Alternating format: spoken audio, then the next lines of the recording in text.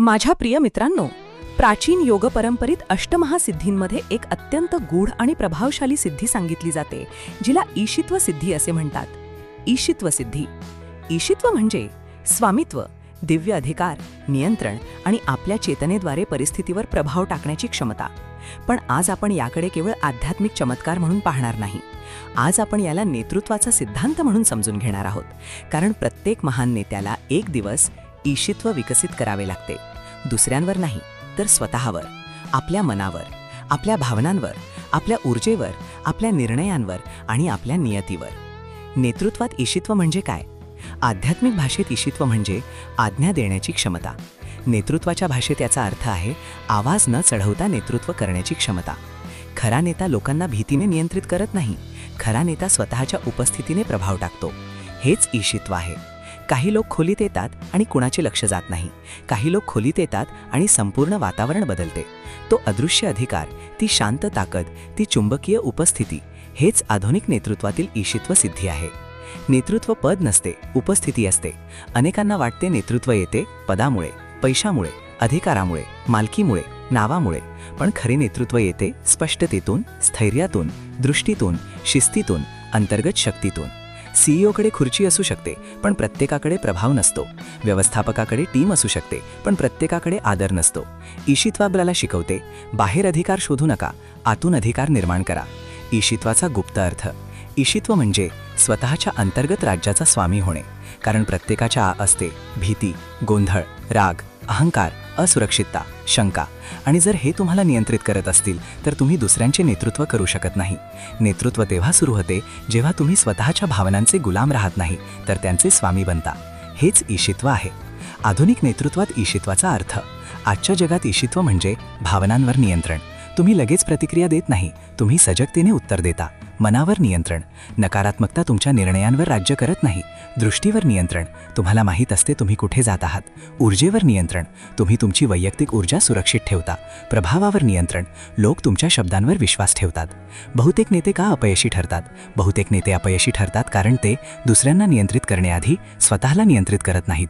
ते सांभाळू इच्छितात कर्मचारी, ग्राहक, कुटुंब, समाज, व्यवसाय, पण ते सांभाळू शकत नाहीत राग, लोभ, अहंकार, अधीरता, भीती. आत्मनियंत्रणाशिवाय बाह्य नियंत्रण धोकादायक ठरते. म्हणून ईशित्व सांगते, प्रथम स्वतःवर राज्य करा, नंतर जगाला दिशा द्या. ईशित्वाचे नेतृत्व तंत्र. नेतृत्व तंत्र म्हणजे आतील ऊर्जेचा बाहेर परिणामकारक वापर. ईशित्व 5 सरावांनी विकसित होते. विचारांवर नियंत्रण. दररोज मन सांगते भीती, तुलना, चिंता, कमकुवतपणा. नेत्याने स्वतःला विचारावे, मालक कोण, मी की माझे विचार? जर विचार तुम्हाला चालवत असतील तर नेतृत्व हरवते.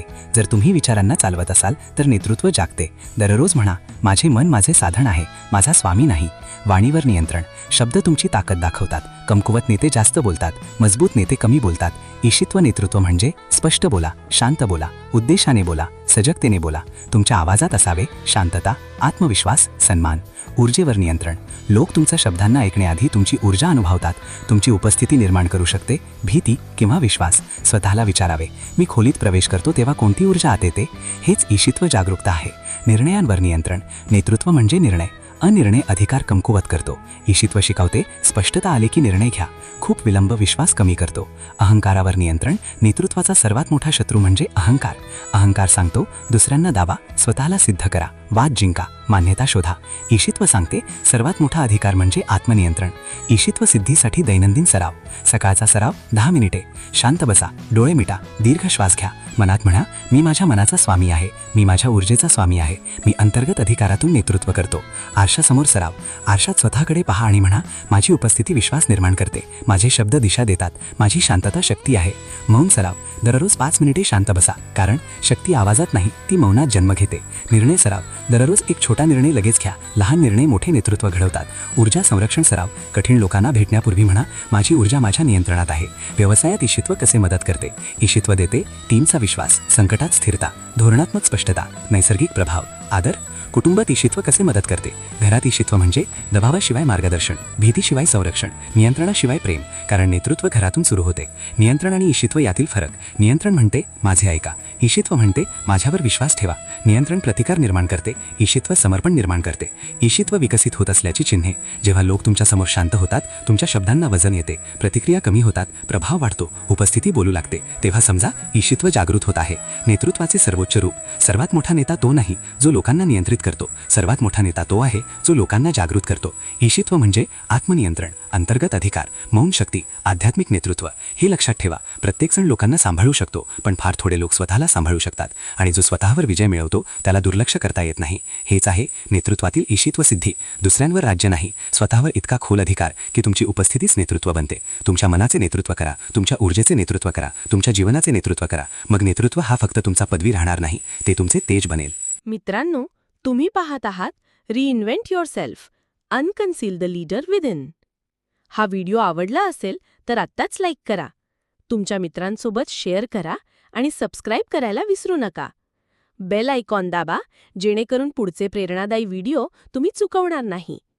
लक्षात ठेवा, नेतृत्व घडतं, ते घडवलं जातं आणि ते सतत सुधारणं हाच खरा प्रवास आहे. पुढील व्हिडिओत भेटू, तोपर्यंत स्वतःला घडवत राहा आणि इतरांनाही प्रेरणा द्या.